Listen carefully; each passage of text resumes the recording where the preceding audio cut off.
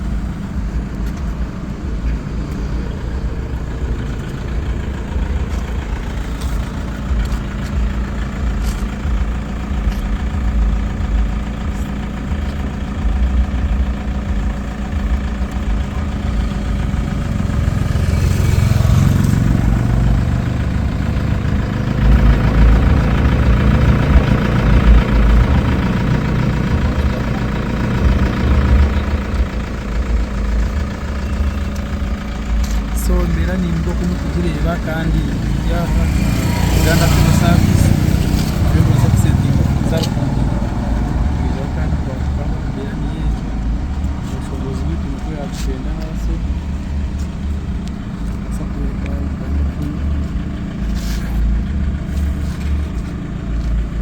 Kampala bizo moto keje ataxi y'imkurira right now bamuteko mu gihe kandi bwerwa bari no bizabe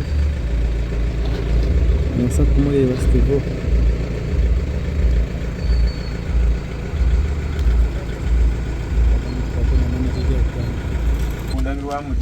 abari bitu bankore media tujya kandi tubonaho manager wa Happy Freeman wa bari manager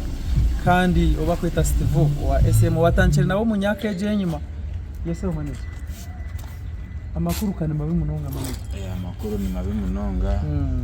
igishakiriye muri Mbara yes Twarita Freeman Uganda Film Services yes then tumongereyo tumutwara Sharo kanga muri rukundi kibire kibi munonga ogo mwana Happy Freeman abe nashasha Happy Freeman abe nashasha okay ninja niko kuwa kuboyino buruwire utakumanya yes then once ochifuna chakanga okaza kukora scan treatment and whatever so it was around April ninjira mukande wandi kuteka yo aya oxygen whatever so since then tarasigire nicho cyo so now ninja cyamutware myezi nkebireshatu kuriga medical check up ya akozero mu kubanza still abirabe na bishatu awargira mu message yes so abale bankore media nibenda kumanya Freeman agwire mu igwaro ninga afira takatira mu igwaro Freeman agwire mu igwaro yes because agenze na sister wa border ya border ya yetwara atakushasha no ngoko kubera mani niko kwa kumanya nti elizo ni za treatment okuntereza atoka yo katemba kaboda nko kuwijaha ukatambura ukaganira n'abashaho then bakuteko mbyoma ekaba last breath yes kibire kibi munonga kandi ugo mu kureba niwe manager wa SM Freeman ugo katanga gukora nawe ryari 2016 ngo mumutangire gukora yewe wamutangire n'ibintu gatanga yatiro mu Freeman kamushanga inebyeshongoro bibiri ecyabe kiriyo mu rungi wanje then mpaka ine audio then twagikora video twatandikiraho nko mwatandikira till today sambera nayo busasi abare bankore media no basa ko bagambiraho cyo kubasa kwano ijuka nkari Happy Freeman na mwongo mbironke cyo kushemene Happy Freeman wadembe entire nawe yes like before no like mbili entire nawe last on 13th we had a wedding in our village but yangira mutakuza kubasa konka kaine chivuru ekyabona FM yes yaza ya performinga kuyagira performinga the next on 13th then 19th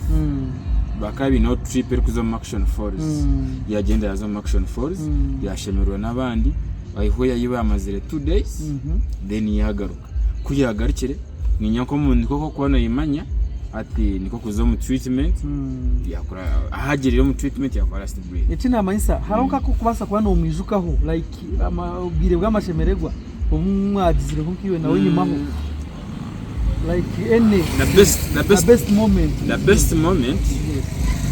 Happy Freeman are obedient. That's all I can say. So we are obedient here. So okumuzika njyari okumuzika Thursday 2025 because kwahereze kufa kandi twatunge shikanga bw'kinda cyaro ndi nkamwetanyi na rumi nawe yafu so at now twinemera ntuza kusemera because Freeman yaiza kukacyaro ne kuba yabemera mbwebiri ahasharo so ntuko nemberambe munonga twaruka tukahendera kubahuriraho tukureba aho mukora concert kuka kumwarugire gukora concert muragumize mukora hamwe cyari yote acha concert that wasn't no problem. Yes. Era nko muntu we nako gukora concert you check up yourself atena nyankanye na issues zanje ntanikire trips za Canada ntanikire trips za USA so nasanga ku focusing mu industry ya art kandi nine travel company at this time nashanga travel people needs me more than music. Yes so niko kutandika focusing on travel company as SMP was on travel but where my needs comes in mbeni supporting so abakutureba nuwo Steve kandi twambona aha agenda fino we bari kufayo kandi ukabasa no kureta bode abo kubananira no fayo munonga in fact nibo banze kushoza amakuru tinye amakuru tinye mbanize gashoza because nanye afire ntaro so sister we niwo banze niwo kugambira mpoze chinkubasa kugamba ntinye mbandiza bode. Yes. Ohiro sister waba mwine ninye mbandiza bode then kun confirming then I release official announcement. So shahidi mwazaro kunjira shahidi ntuzaro kunjira so embera ni yejo kandi Steve we bare akwani watumire Freeman babasa kwani bamumanya umuntu we bare kumuha chance nkama chance but in era kandi we bare no kumberera umfakara kandi cyo cyabanywana bashimye kwani bakora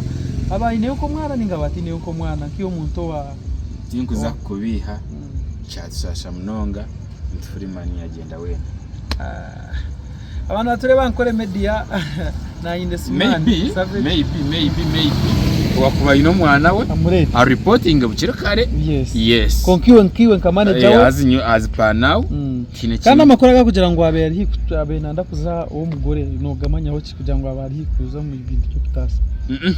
I'm not informed about that. Okay, thank you brother. I can't say what is not right. So nibebyo kandi imbera ni yejo asigara ningira ngo mukama amuhumuzeje kandi amutwara hamutebekana sisi twaba kugira all right.